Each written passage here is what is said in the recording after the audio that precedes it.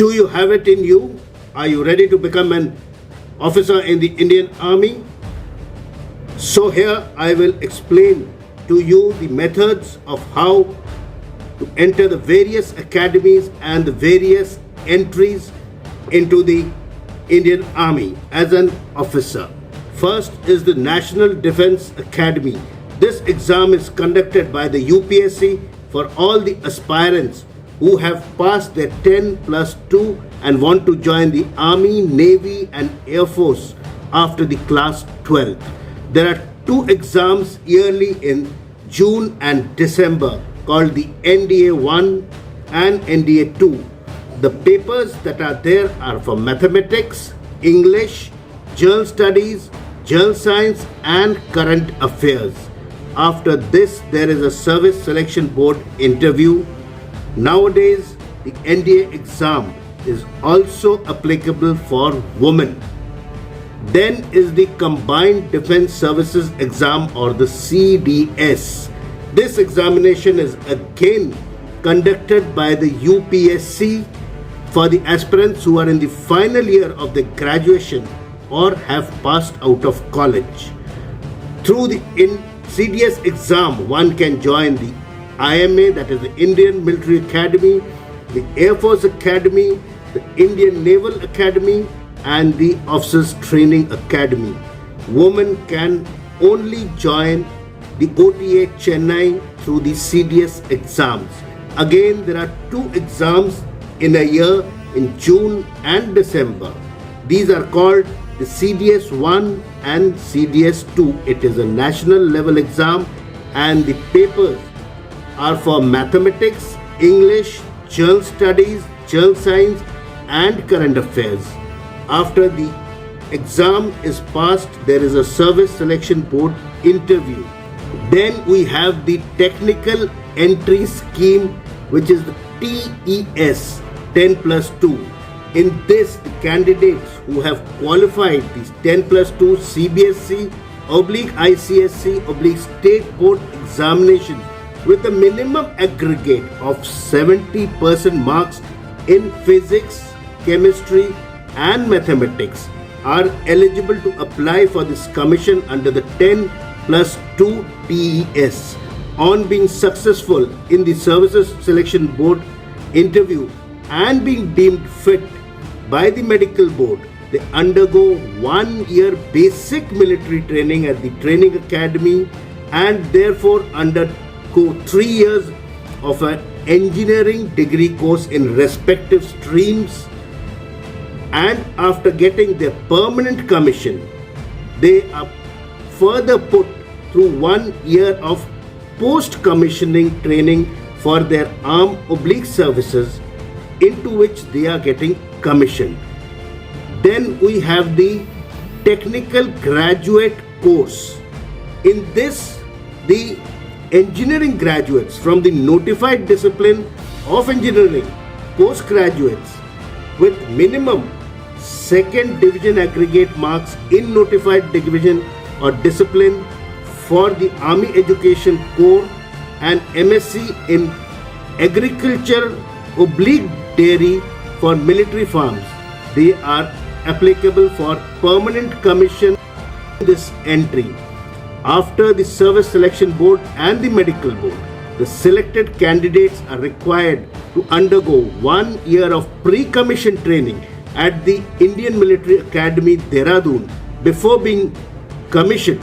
The engineering graduates through this entry are also entitled to 1 year of antecedent seniority on being commissioned. The candidates are directly shortlisted for Service Selection Board interview based on their percentage. After this, we have the Short Service Commission Technical Entry, that is the SSC Technical Entry, which provides avenue for recruitment to eligible technical graduates / postgraduates into various technical arms like Corps of EME, Engineers and Signals. After their Service Selection Board and Medical Board, the selected candidates are required to undergo approximately 49 weeks of pre-training or pre-commission training at the OTA Chennai. On completion of the training, they are inducted as short service commissioned officers. Cadets through this entry are also entitled to 1 year of antedate, and the terms and conditions for other short service commission officers are applicable for this. Then we have the National Cadet Corps Special Entry Scheme.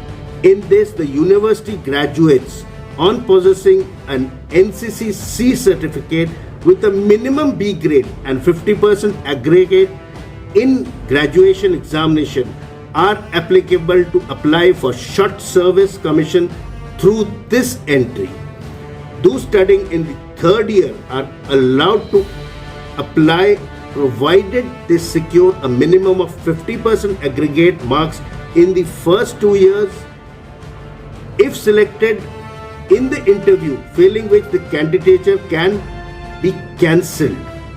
Candidates must possess a graduation degree at the time of joining OTA, or those candidates studying in the third year should be able to produce the degree within 12 weeks from the date of commissioning of their training at the academy.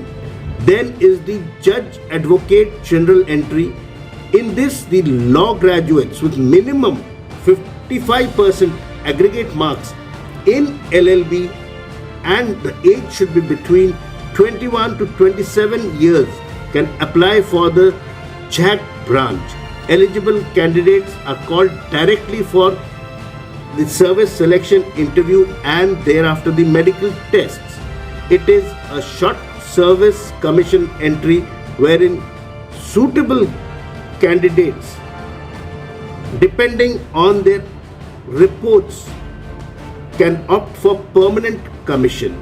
Then we have the short service commission for the women. Eligible women candidates are recruited in the army as short service commission officers. Commission is granted in the Corps of E&E, Engineers, Signals, Army Education Corps, Army Ordnance Corps, Air Defense, and now also the artillery. The women are offered short service commission in the 3 streams, that is the non-technical, graduate, technical, and the postgraduate / specialist streams for a period of 10 years, extendable by another additional 4 years. Presently, 141 officers of the Education Corps and the JAG branch, after having completed their 10 years and then the 4 years, have been granted permanent commission, and there are ladies who have risen to the rank of full colonel also. Then we have the Army Cadet College or the ACC entry.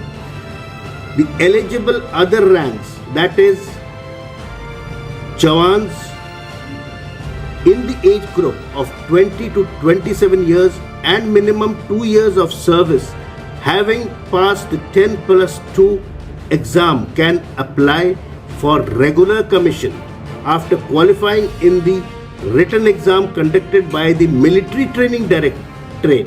These aspirants are screened by the Service Selection Board and then the Medical Board, and they have a 3-year training with a 1-year pre-commission training at the Indian Military Academy, Dehradun.